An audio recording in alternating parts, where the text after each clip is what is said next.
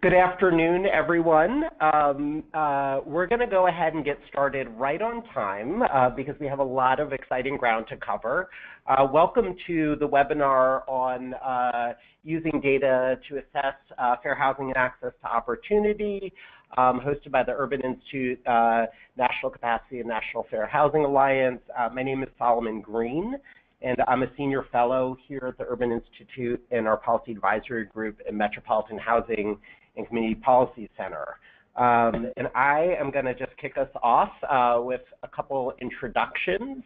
But before I do, I just wanted to let you all know who aren't familiar with the Urban Institute that we're a nonprofit research institution based in Washington, D.C., and our mission is to open minds, shape decisions, and offer solutions through economic and social policy research.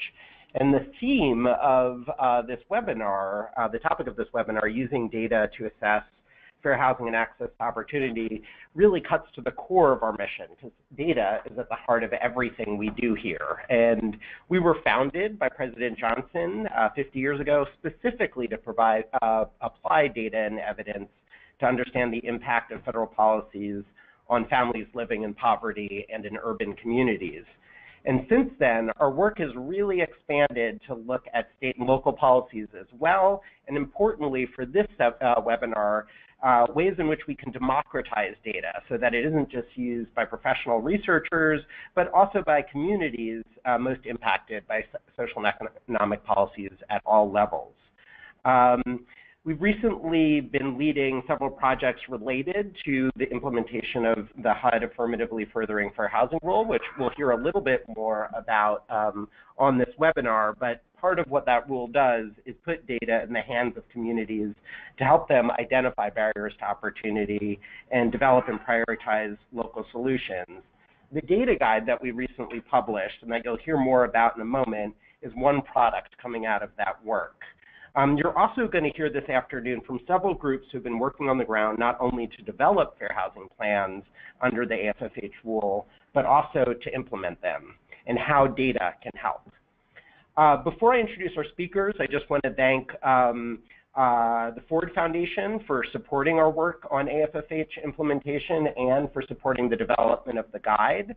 I also want to thank our two partners in this webinar, the National Fair Housing Alliance and the National Coalition for Asian Pacific American Community Development.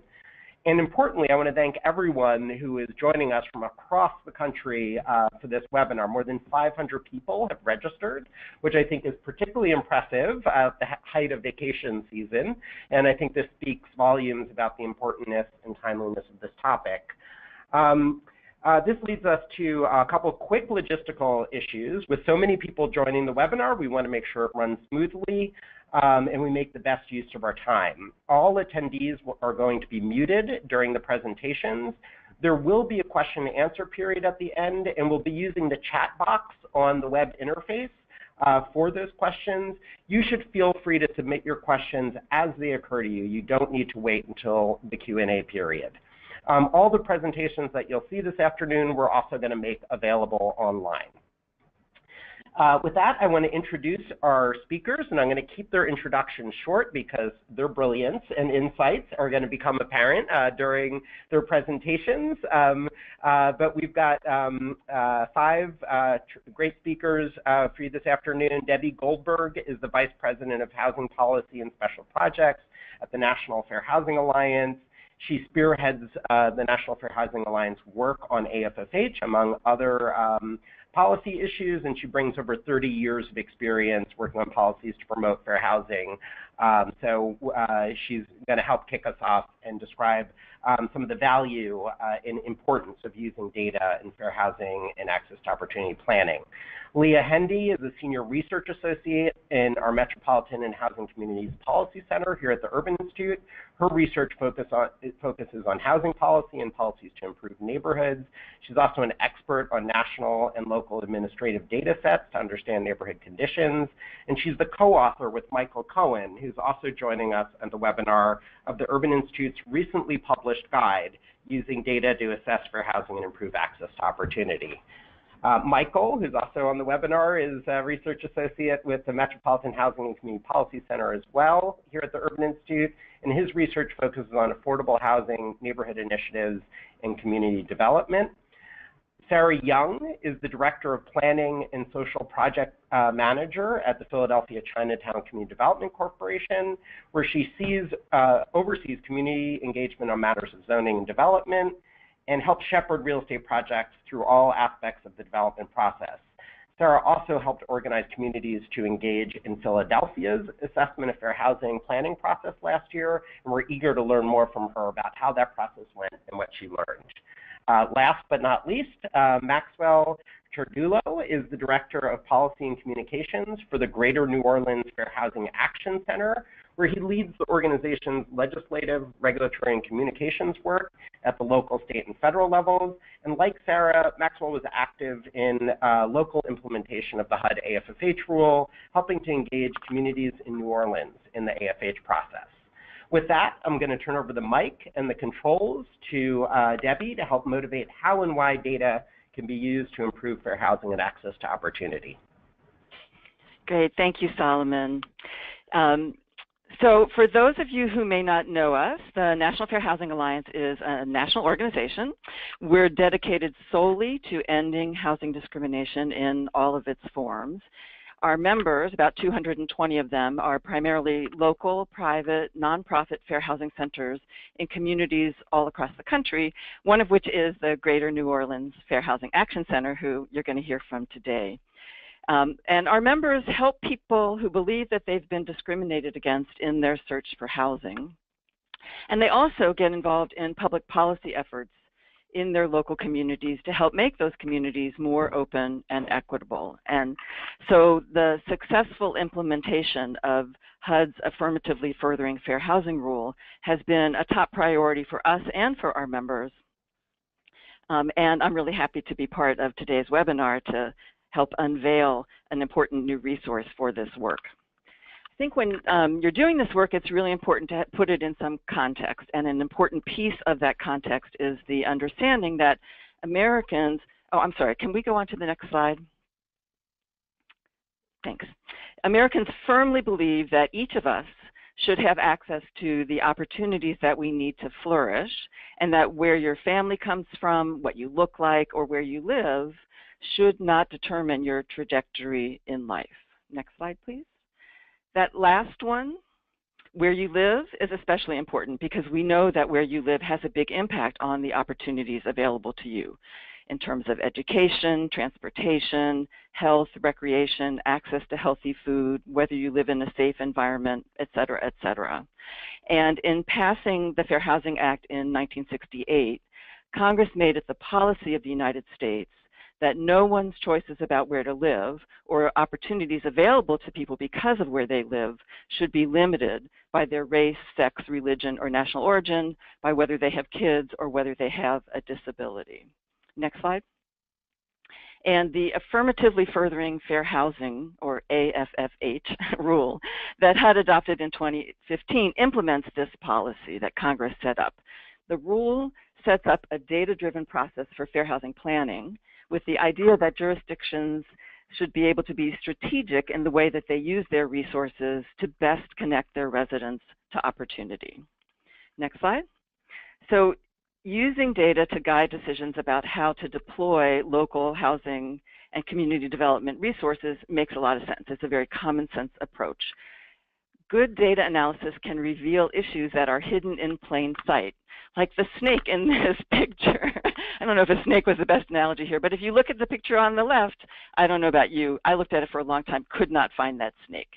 I've circled it for you in the picture on the right so you can see it. And it's the kind of thing that just blends into the background, right? If you were walking down that path, you probably wouldn't see it, you wouldn't think about it, you would take it for granted. It's a hidden part of the landscape. And that kind of thing, not snakes, but patterns and history in our communities are often things that we don't really see, we don't think about their impact or how to change them. Next slide. In addition to revealing some of those hidden patterns, data can also take barriers that people know about through their lived experiences and transform them from anecdotes to evidence of problems that need to be addressed, and then guide the way towards solutions. And a great example of this is the experience of Gail Syncada and other neighborhood activists in Chicago a number of decades ago. This slide, by the way, is a picture of Chicago. It's a map that was done in the 1930s, a redlining map of Chicago. And the activists in Chicago decades ago knew that banks weren't making mortgages in their communities, which were low and moderate income, inner city communities, communities of color, even though there were plenty of credit-worthy people who wanted to buy homes. And their stories about people being turned down for loans weren't enough to bring about change. And so they convinced the city to begin collecting data on where banks were making loans. And that data showed that their neighborhoods were, in fact, being redlined, just like the ones in the 30s in the map on this slide. So that paved the way for changes in banks, policies, and practices, and opened up access to mortgages in inner city neighborhoods in Chicago, and really ultimately all across the country. So as Solomon noted, you're going to hear more about how some local communities are using local data in the fair housing context in just a few minutes on this webinar. Next slide. So along with this rule, HUD has provided us really a gift, a treasure trove of information through its data and mapping tool. And if you haven't looked at it yet, I really encourage you to do that, because there is a wealth of really, really helpful information built into that tool. But HUD is only providing data that is uniformly available nationwide. And that means that there are some gaps. Next slide. HUD, and I think all of us recognize that uniform national data can't identify all of the pertinent local issues. And this kind of fair housing planning is very much a local process. And so throughout the regulation, and this is an excerpt from the assessment tool, and you can see circled on here a number of places where HUD says jurisdictions should use their own local data and local knowledge to drive their analysis, and to round out the picture and elevate the issues that are most pressing in each community. So that begs the question of how to know what data is available, where to get it, and how to use it most effectively. And the guide just published by the Urban Institute will be a great help in answering that question. And so with much thanks for all of their hard work on this guide, I'm going to turn it over now to our colleagues from Urban to walk you through it. Thank you, Debbie. Good afternoon, everyone. Michael and I wanted to give you a brief introduction to the guidebook that we produced, and then we really also want to hear the real-world examples that Sarah and Maxwell will share with us about their work using data and how it has influenced the outcomes there. The guide focuses on secondary data, which can be used to describe how your community is doing, the characteristics and needs of residents, and how a community compares to its neighbors or to the city or region overall.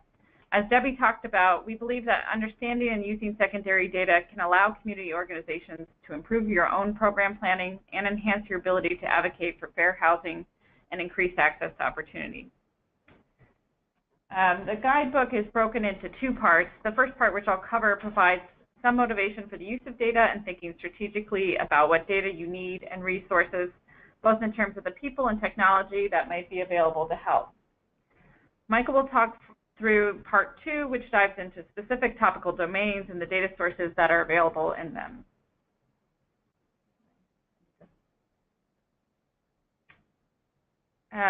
Really, the first thing to do when you want to think about putting data into action is to stop and think, to be deliberate about using data and employing your resources to get what you need. We've posed this series of questions for you to reflect on, starting with what your goal is. You may need very detailed information to hold government agencies accountable, for example.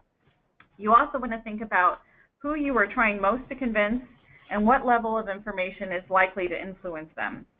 You should try to tailor your efforts to get and understand data to your objectives and goals. And you want to keep these other three elements in mind, too, while you're thinking about how data fits into your strategy. You want to look for partners in this work, whether it's a nonprofit in your community who can benefit from the same data, or a university researcher that might have experience in the topic area and can help you understand the data and interpret it. You do want to prioritize your data collection and analysis efforts. Sometimes going after the exact right piece of information can be costly and time-consuming, And there may be information that's a decent proxy and takes a less effort to get, but you always want to tailor it to the message you are trying to convey. And while we do want you to prioritize, keep in mind that it may be worth trying to go after data that are hard to obtain or take a lot of work. Sometimes it's precisely this information that's necessary to convince others and advance your work. There are two main types of data we talk about in the guide. Administrative data is data that's created through the operation of government programs or oversight functions. This type of data might be public information like property records, or it can be confidential and sensitive, like records on who is receiving housing vouchers. Some administrative data sources may represent nearly everyone in your community, like birth certificates, but they usually only include information of people actually enrolled in government programs and don't provide any information about the full eligible population. Survey data, on the other hand, are estimates based on questions asked of a subset of a population. The American Community Survey is one of probably the most well-known surveys in this country, and I know many of you are familiar with it. It's designed to represent the whole population. Surveys are important because sometimes they're the only way to understand things like educational attainment or travel time to work, things that you won't be able to get from administrative data. The disadvantage to surveys, though, is particularly when you want data for small areas like neighborhoods, they have large margins of error associated with those types of estimates. And some of them might not be as reliable as you'd like the data to be. There are several trade-offs to consider when looking at different sources of data and deciding which to use, and I'll just talk about a few of these today. The first is geographic level. If you want to look at segregation in your community, you'll need to have data at the neighborhood level or some small geography like a census tract. Many data sources are only available at the city or county level, but in this guide, we've tried to focus in on the ones that are available at these smaller areas below the city or county. The accessibility of data sources is also important to look at. Some data sources, like the American Community Survey, are readily available through a number of online platforms. Increasingly, administrative data are also being made available by governments through open data portals. Other data may only be obtained after negotiating with an agency or making a Freedom of Information request. In those cases, getting the data you need could take anywhere from a few months to a year or more. And that might be the opportunity to work on partnerships for getting the data. And there are also costs you should consider. Occasionally, paying for data is necessary. They might not be available on a free platform or open data portal, or you may need to pay a processing fee. There are also commercial firms that might have useful data products that will meet your needs and be able to do so quickly. Even if the data are free, you will likely to have labor costs for analyzing the data or for partnering with an organization who does have the ability to do that. But there are many resources out there, both institutional and technical, that can help your organization make better use of data. Here at Urban, we coordinate the National Neighborhood Indicators Partnership, which is a network of organizations in 32 cities, and we call all these organizations local data intermediaries. They all collect and organize data, particularly from local administrative sources, and then create neighborhood-level indicators and work with community organizations, local government, and philanthropy to help them use data to improve their decision-making. Universities are another good place to look for data and research about your community. About 40% of the local data intermediaries we work with are in university centers that have an applied research focus. A set of institutions you might not have considered before are the Federal Reserve Bank branches. The 12 regional banks have branches in many cities, and they have community development departments that do research and data analysis, and they may also be willing to serve as a convener to bring stakeholders together on an issue. And the last section of the part one of the guide talks about some online data platforms that might be helpful for your work. These platforms generally make use of public data sources like the American Community Survey that are available for the whole country. And some of them, including Policy Map and Community Commons, have already created indicators for you. So it's more of a matter of figuring out which is the number you actually need. And it doesn't really require data crunching to get the answer. But now I'm going to turn it over to Michael to dig deeper on a few of the data sources we discussed in part 2 of the guide. Thanks, Leah. So as Leah mentioned, I'll talk about some of the data sources that you might use in an analysis of fair housing and access to opportunity. Starting off, we'll talk about demographic and segregation data. So your go-to for demographic data is really going to be the American Community Survey. It's easily accessed through the American Fact Finder. There's a wide variety of variables, and finer grain data is available, though you will have to be cautious of your margins of error as you go to lower geographic levels. In terms of segregation data, segregation is often measured through indices. These can be somewhat complicated to calculate. Luckily, some of the data platforms that Leah mentioned provide those indices already calculated. In terms of local data, one of the drawbacks of using the American Community Survey is that as you get to smaller areas, you'll often have to use the 5-year aggregate data. So more timely data can often be accessed from local sources, such as vital statistics, which are the number of births and deaths, and public school enrollment data, which can give you a sense of the demographics of school-age children. Next, we'll talk a little bit about subsidized housing. There are a few national sources that are relevant here. One is the Comprehensive Housing Affordable Strategy data, which is a special tabulation of ACS data, which allows you to disaggregate by number of variables. It's useful if you want to look at multiple variables, but it also lags 1 to 2 years behind the ACS. So if you're looking at simple housing burden data, you can usually just use the American Community Survey. In terms of building level data on subsidized housing, the National Preservation Database is an extensive database of federally subsidized housing. So that includes things like project-based Section 8 and housing tax credit units. But also, if you're looking for local or state level data on subsidized housing, you can get either summary data or administrative records on subsidized units from the Departments of Housing and Community Development, as well as state housing finance agencies. And if you have a particular capacity with data, you can match the data from those departments with local property data, which can give you a richer picture of the subsidized units in your area. So moving on to residential mobility and displacement. This is a pressing topic in a lot of communities. Unfortunately, there's little direct data. So if you want to look at this, you're usually going to have to use multiple proxies. So things like foreclosure data, which you can get from legal records and recorder of deeds, and eviction data, which is found in court records, which is a little bit more difficult to obtain, can give you a sense of displacement, but it's important to remember that if this doesn't cover the full range of reasons someone might be displaced, they might lack the context or reason for their foreclosure or eviction, and it doesn't necessarily mean that folks are actually displaced from the neighborhood in which they are living. Another source of data on this topic would be the Home Mortgage Disclosure Act data, which can provide demographic data on homeowners that are entering into a neighborhood. And moving on to poverty and social services. Again, here the ACS is a really strong data source on poverty and income.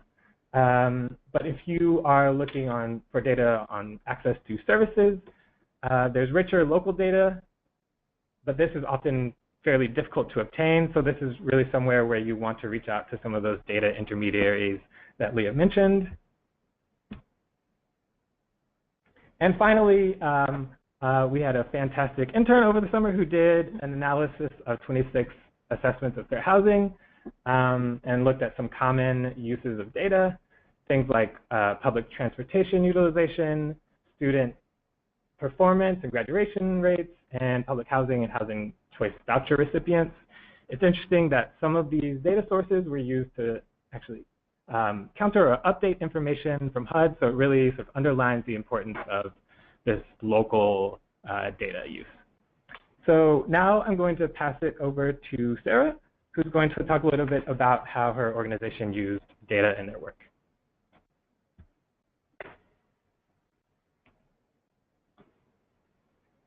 Hi, everyone.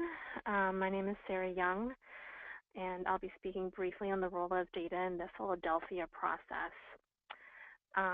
My organization, the Philadelphia Chinatown Development Corporation, is a grassroots community-based organization in Philadelphia Chinatown, and we serve and advocate for the Chinatown community, which is a historic immigrant gateway and also a hub for Asian Americans in the region. To give you some context, Philadelphia went through this process last fall, and we submitted our final plan in January of this year. And our plan was submitted jointly by our housing authority and also the city of Philadelphia, who elected to collaborate to put a plan together rather than submit separate plans. And the process was largely led by the Department of Community and Housing Development of the city of Philadelphia. Could you move to the next slide, please?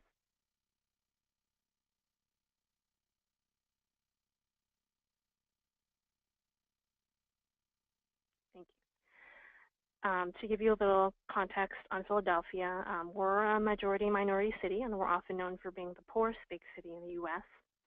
And Blacks comprise the largest minority here. In terms of the immigrant population, Latinos are the largest of that population and rapidly growing. And Asians, although they are also rapidly growing as an immigrant population, are largely an invisible minority in the city and have very low rates of participation for public and federal housing programs. So the quote on the screen is one that's very meaningful to me that came up through the process and really represents the value of a data-focused process. So I'm going to read it now to you so you don't have to spend the rest of the time of me talking reading the screen. I am not alone. There are many people like me in Chinatown and in the city. We pay and pay because we're scared. Many of them do not know where to get help when they are in trouble. Many Chinese immigrants want to live here so they can be close to work, family, and services in Chinatown, but they cannot find affordable housing. And this is a portion of a testimony that was given by one of our residents during the public hearing that was hosted by the Department of Community Development and Housing back in November. So to me, AFFH is a really unique process because it creates space for public data to interact and engage with experiential data, such as the kind of information that's relayed in this quote. And that in turn creates a more nuanced and a more accurate picture. So this hearing that the quote was taken from was really extraordinary, not only for the number of people who testified and attended from the Chinatown community, but because it represented the first time in a very long time that we've had a policy conversation at such a broad and strategic level about the challenges and the participation of low-income Asians in the city of Philadelphia. I can move to the next slide, please. So the title of the slide is Using Data Without Time or Money, because that is really what we did, PCDC's experience through this process. And I know that there are not too many grassroots organizations who are in our audience today. So for my part, I think, I hope it's helpful for the staff here that are from public agencies and policy organizations to understand how a community organization such as mine can benefit from access to data and also can offer experiential data to round out that process and to really engage in a conversation about this plan.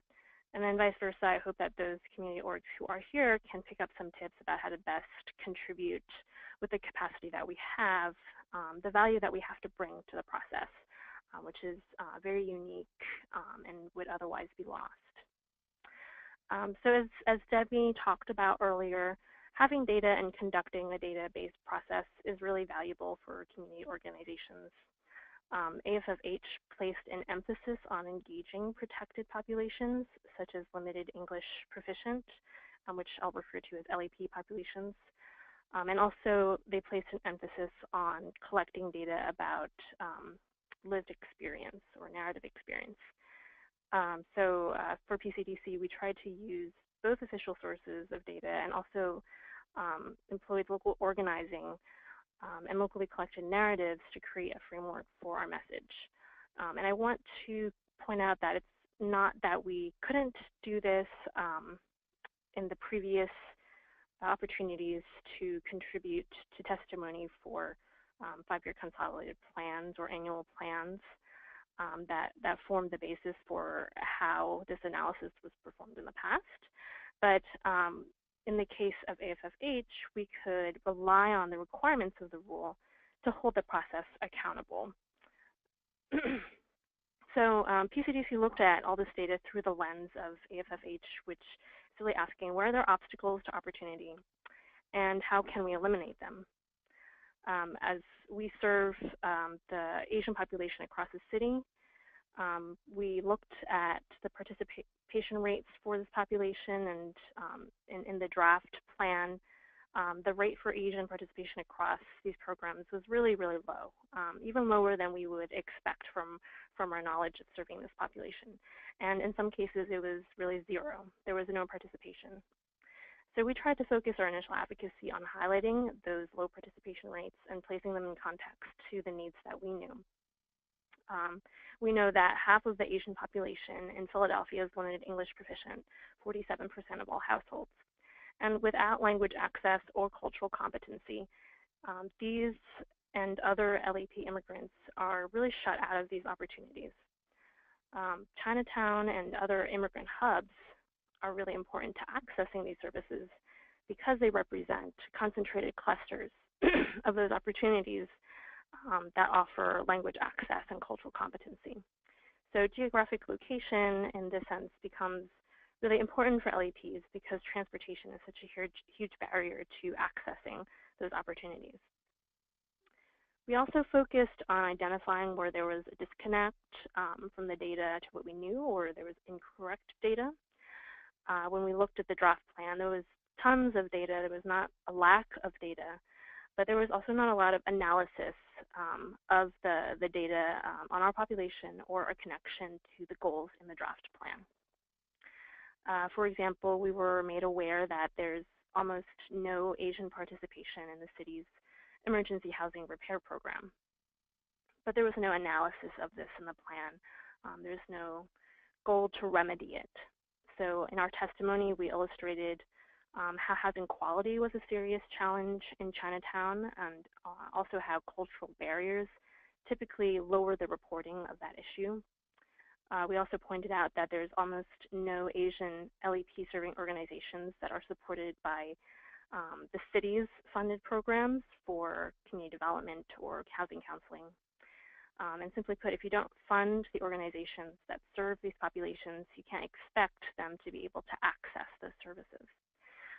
So there really needs to be an intentionality to expanding that access, and that needs to be called out in the goals of the plan so that you can carry that long-term through your actions and implementation.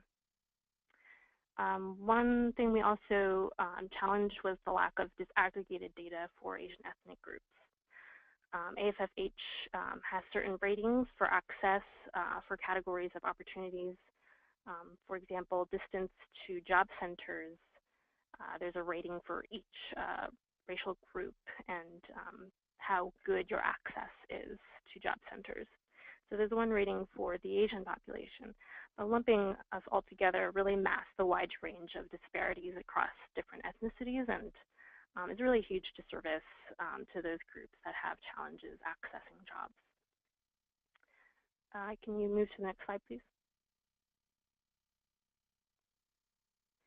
I want to bring my focus outwards and more externally, and then talk a little bit about how data can help to expand your base and how expanding your base can help you improve the data that you're getting. We used an open data contest to advocate for the release of further housing participation data sets. That wasn't necessarily about the data itself as much as it was a way for us to call attention to the issue. And our advocacy, along with groups in the Latino population, was also highlighted in the press. So all these things together helped us to press for accountability during the engagement process of the plan. PCDC ended up being one of the founders of a coalition that was formed to hold the city and the Housing Authority accountable to the process of creating the plan. And at the time, it was really helpful to have all of us supporting each other's messages and issues, whether those were issues that, that each organization was working on. So the group included PCDC, and included a local Latino advocacy group, and it also included 3 local legal service aid organizations. We would check in with each other periodically, share information, and strategize together. Now, the plan is so comprehensive and meant to be that way that we found it was effective to advocate as a coalition that had an interest in a comprehensive range of issues reflecting the plan. As I mentioned, each of us have our own interests, but we also were able to express and put pressure in pursuing an overall goal of an AFFH plan that had robust engagement and also would be more intentional around increasing equity and opportunity. Next slide, please.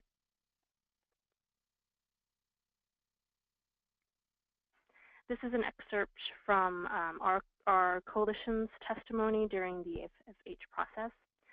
And it basically is a statement of what the draft plan stated that they failed to do in terms of the engagement process with regards to LEP groups in the city.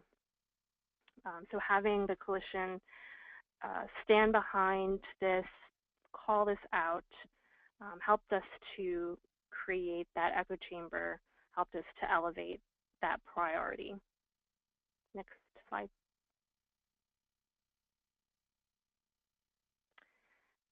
So Philadelphia is now in the implementation phase since our plan was accepted.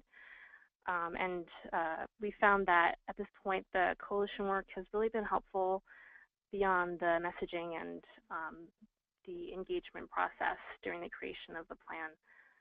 As I mentioned, some of our interests for particular stakeholders are very narrowly focused on certain goals, but we found a lot of value in supporting and contributing to each other's campaigns, and most of all, in situating those issues within the framework of AFFH. So there's been issues that we've been able to leverage those alliances to push those goals forward as a higher priority. So for example, the low participation rates for immigrants in the Basic Systems Repair Program, the housing repair program for the city. That's something that we've gotten together a working group to evaluate the current participants and also those on the wait list to see how they compare to the residents in those communities and to see how they compare to where LEP populations are concentrated in the city. So using the goal from that to connect to other data that can be analyzed and assessed and then implemented during that during the implementation phase of that goal has also relied on having that common advocacy thread between these groups. For us, we found that it was also really helpful to align our goals with the data that was reflected throughout the process, but also with our local long-term goals for each group. As I mentioned before, the plan is so comprehensive. We each have the issues we're working on individually, but knowing that these are working groups that are going on at the same time, it's helpful to give each other a wider view of the field and also a better sense of how we can better contribute and support each other in achieving the goals of the plan.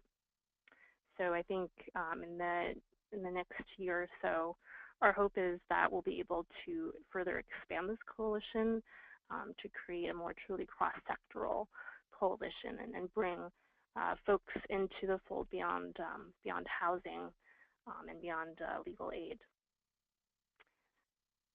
And the quote here on the bottom of the screen that I'll end with is one that I love because it's so blunt and to the point. George Moy said, "What is the point of creating such a long report if none of the goals will address our community's problems?"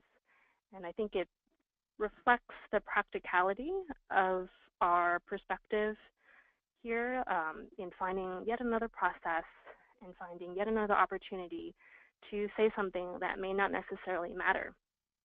So the hope is that that goal will matter and that goal will include us and we'll have our voices stated in a way that wasn't there before. Thank you.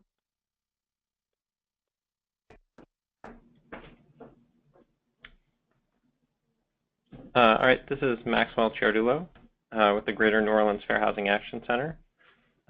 We're glad to be a part of this. So I'm going to speak a little bit about New Orleans' experience moving through the same process as our first round submitter, the assessment of fair housing. The Fair Housing Action Center worked really closely with both the City of New Orleans, the Office of Community Development, and the Housing Authority here, which jointly submitted. And we really led the community engagement piece of the process. And so forgive me, but I'm not on the webinar. I can't exactly see what you all are seeing. So if you can move to the slide, local data in the New Orleans AFH. So we had a slightly accelerated process like most first round submitters. It was 3 months essentially where we did the whole thing. But with some support, we managed to pull together a fairly robust community engagement strategy. And part of that strategy included a solicitation for local data. So the photo you're looking at there is one of the trainings that we led with other local community and social justice groups to ensure that folks were prepared to show up, ready to engage, understood the process, and could be a part of it. And so we'd reviewed the AFH tool and played with the maps in advance and sort of already understood where some of those weaknesses and gaps were in the data that was available. And so as one example, we knew that the environmental health and transit costs and educational maps on the HUD tool showed little to no racial disparities in access in the City of New Orleans. And we believe that that wasn't an accurate picture of things on the ground.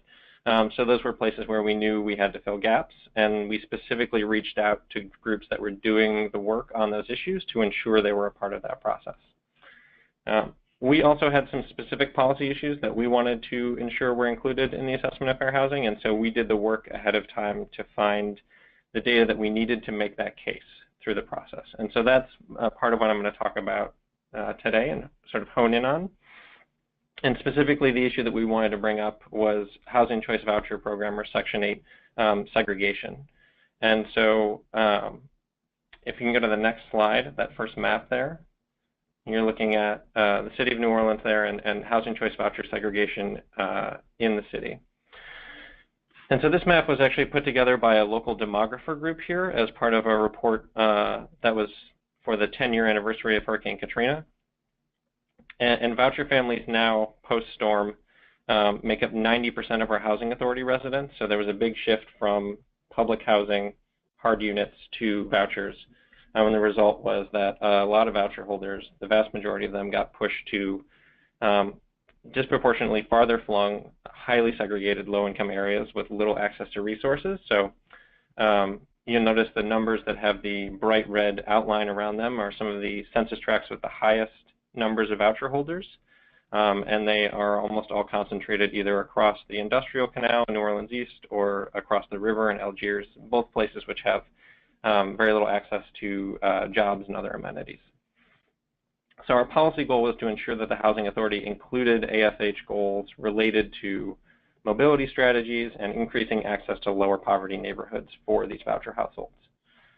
And so one of the main data lessons for me is that the data made available by HUD is definitely a gift, but that you can do even more with it when you have access to the raw data. And so the map that you're looking at relies on HUD's Picture of Subsidized Households data set, which allows you to see Housing Choice Voucher Program households by census tract, along with a host of other variables about those households, demographics, et cetera. It's also available with little to no time lag, unlike the American Community Survey or the census. So you can get 2016 data today of where folks live by census tract who are housing choice voucher households. So having access to that raw data meant that we could symbolize it how we wanted and fill some gaps in the AFH analysis. So one example, which I try and highlight for anyone who hasn't been through the process yet, is that most of the questions in the assessment of fair housing around publicly subsidized housing only ask what percentage of folks in a program either live in recaps or not, and recaps are racially and ethnically concentrated areas of poverty. So that's the measure. Either you live in a recap or you don't. And it's one of the only measures of opportunity available that the AFH asks about with regard to publicly subsidized housing. So given that measure, our housing authority could argue that 2/3 of its vouchers were in non-recap areas. And that's true. And they thought that meant that they didn't have a segregation problem. The problem with that is that the threshold for a recap includes an area with 40% poverty or more. It's an incredibly high threshold. And a huge number of vouchers in New Orleans are in census tracts with 35% poverty, which is still incredibly high and still much higher than our citywide poverty rate, which is high to begin with. So what we found is that there was no way to sort of ensure that, there was no way that these neighborhoods should be labeled as neighborhoods of opportunity because they were still in incredibly high poverty areas, still super segregated. So the raw data allowed us to make that point, sort of set our own threshold and make that point and ensure that the segregation problem wasn't glossed over. And then the raw data also allowed us to layer all sorts of other locally collected data sets over the top. So that's what we're going to move to next. And you can move to the next slide with the low birth weight data.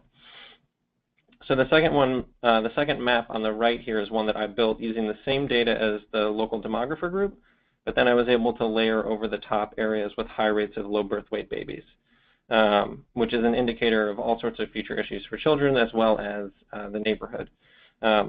And so that low birth weight data was available from the State Department of Health and had then previously been released by the city as part of a public health project. So we were able to gain access to that and just show the correlation there. And the data lesson here for me was to use what you have.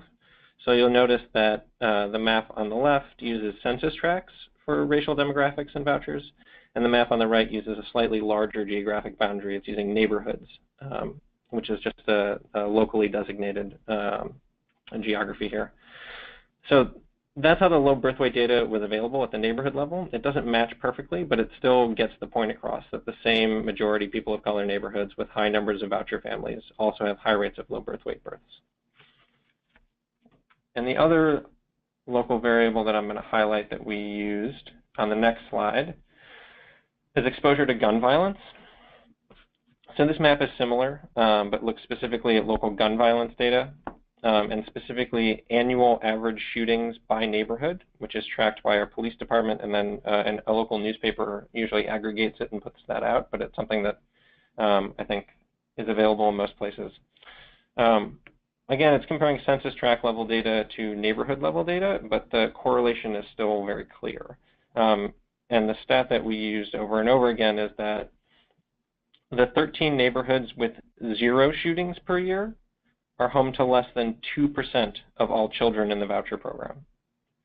Conversely, the 12 neighborhoods with 10 or more shootings per year are home to 55% of all children in the voucher program. So that was a startling statistic for just about everyone who heard it, and it really helped us push our advocacy forward. We also used some data around transit access and a few other variables.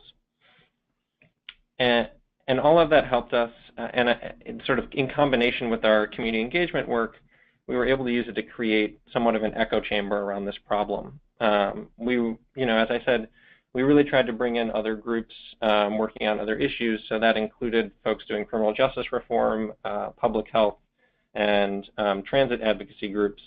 And in their comments, they all helped lift up this problem about voucher segregation as well as it related to the issues that they were working on. So that really helped create that echo chamber in our comments. And then ultimately, of course, the whole point of this is not just to produce pretty maps, but to actually affect policy. So I want to talk a little bit about the results as well. In New Orleans, we had previously had a somewhat defensive reaction from our housing authority when we talked about segregation. And I think we were able to use the AFH process and our data to start a conversation and get some specific commitments to work together moving forward.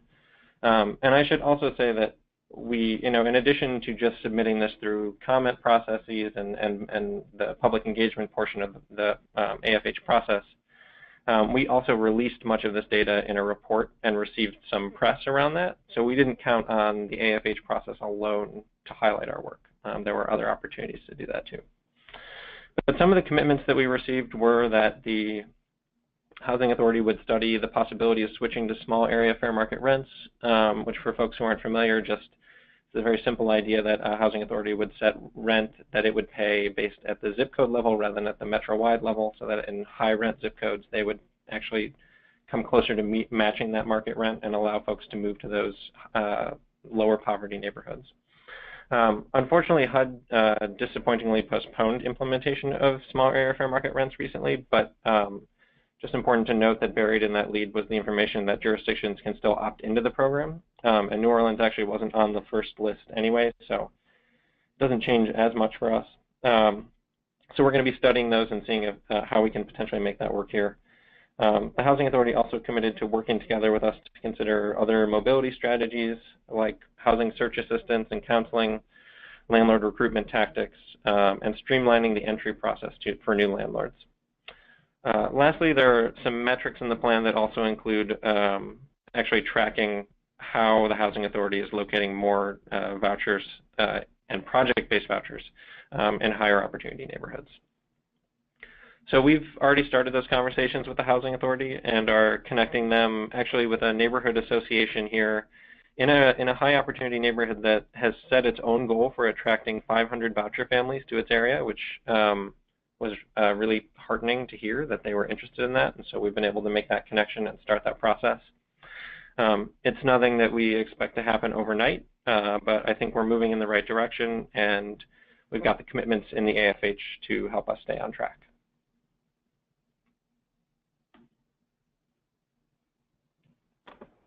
And so that's it for me. Great. Thank you, Maxwell. We just want to encourage folks to type in your question to the chat box if you have any. We did get one question about whether the slides will be available, and we will send those out to everyone who registered in the next couple of days. And Michael's also going to post the link to the guide, which wasn't actually on our slides, in case you haven't found it. We did have another question that talks about data that might address might link the before and after address of households based on the two latest census. I haven't quite heard of that data, but getting access to the detailed census data like that would ordinarily require you to go to a research data center and get your project approved by the Census Bureau. That's a fairly rigorous process to go through. They are trying to do more projects to connect administrative data sources and census data. I know there's been some funding that's gone out for researchers to submit project ideas that would try to connect those data sources so that we can lift up some more understanding about the data that's in census, but not specifically around trying to figure out how people have been displaced. We have a question for Maxwell on probably two questions there. One, what software did you use to make this map? Oh yeah, that's right. That's ArcGIS. And there are also, I think we might mention them briefly in the guide. There are also some, ArcGIS is not usually a free source, but there are some free technologies like QGIS that are available for mapping. Sorry, go back, Michael. We're getting good questions, thank you. Can you say a little bit more, Maxwell, on where you got the data on gun violence and whether the information was difficult to get? Yeah, in New Orleans, it's not. Unfortunately, like Chicago, I think we're one of the cities where gun violence is a really hot topic. It's in the news a lot. Politicians are talking about it a lot. So it's something that's tracked really closely by the press here. But the city also just makes that available as part of its regular sort of data sharing. One of the things that it regularly tracks is crime stats. So it wasn't hard to access. Maybe in other places you might have to submit a FOIA request for that. But here, it's one of the things that's been made available for a long time. Yeah, and just to echo that, a lot of communities do make crime reports available to the public, sometimes even on their open data portals, and often, if they're individual records, they will have like a weapon type associated with the individual crime, so you can create an indicator of gun violence that way as well. Next. Yeah, and so we had a question come in about affordable housing communities being concentrated in the city center, largely because it is designated as a high opportunity area with great transit access and service industry jobs. And the question is, how do you address this concentration?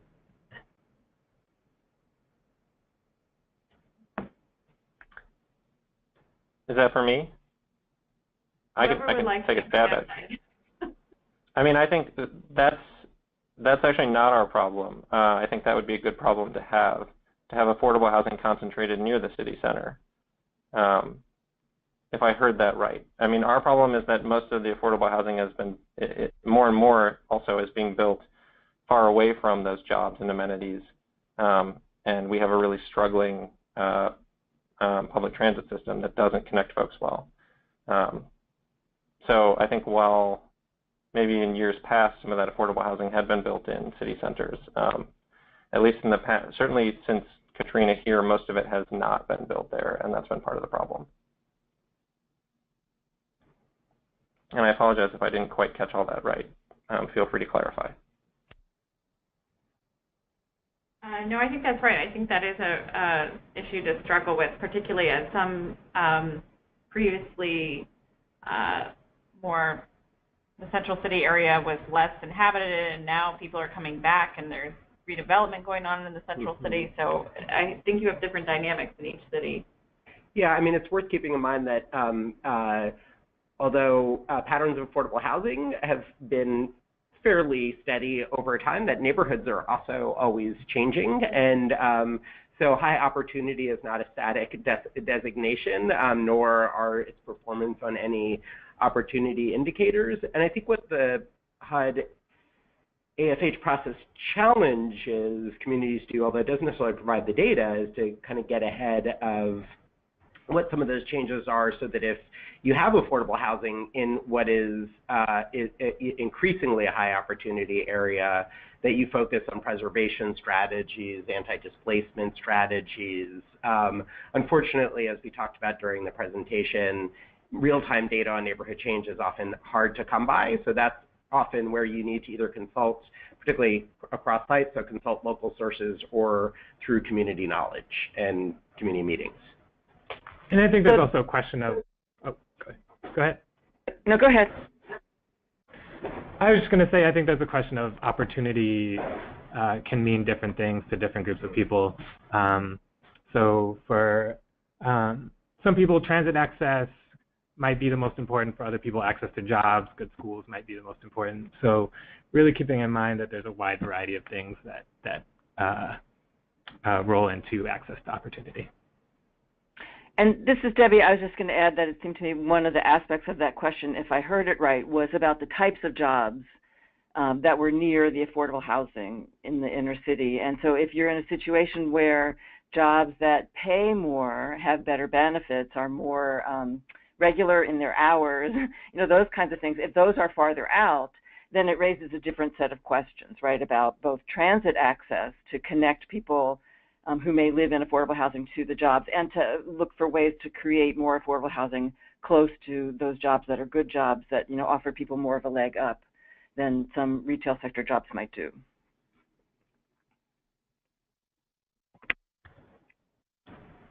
We did have a question on whether we're going to get into the pluses and minuses of the data being provided by HUD for the AOSH. We don't really critique that data in the guide. We do talk about where it's relevant, but in all of the places where HUD data is provided, we also talk about alternative data sources.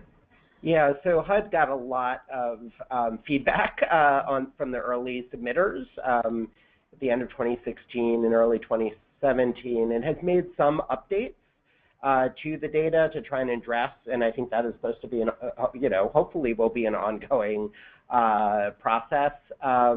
And certainly, we heard a little bit from some of the speakers in Philadelphia and New Orleans about the limitations of the HUD data. I think the guide is sort of designed to treat the HUD data as one among many sources you could consult, and to use alternative sources to validate, supplement, and sometimes contradict, if necessary, the data that HUD provides.